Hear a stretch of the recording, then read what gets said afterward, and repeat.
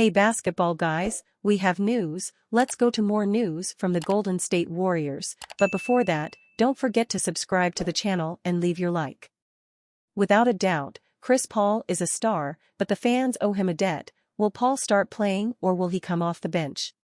Will he be able to play many minutes at a high level at the age of 38? Did he get the big score the Warriors needed? Kerr says Warriors will figure out if Chris Paul starts, comes off bench during camp. The Warriors will enter next season as title contenders but with a few big questions. At the top of the list, does newly acquired Chris Paul start or come off the bench?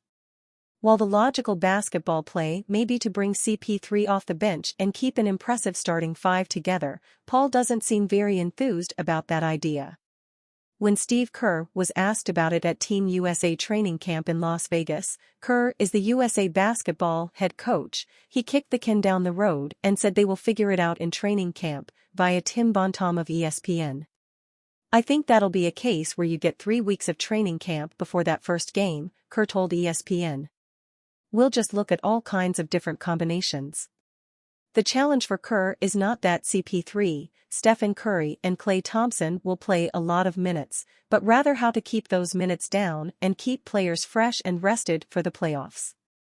The Warriors' biggest challenge in recent years, including the 2022 title team, is that they struggle when Curry goes to the bench.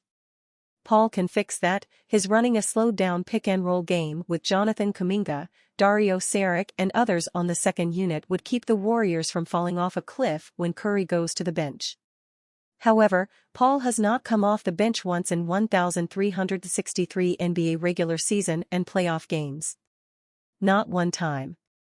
That's where the challenge is for Kerr because his starting five from last season, Curry, Thompson, Andrew Wiggins, Draymond Green and Kevin Looney, had a ridiculously good plus 22.1 net rating, via cleaning the glass.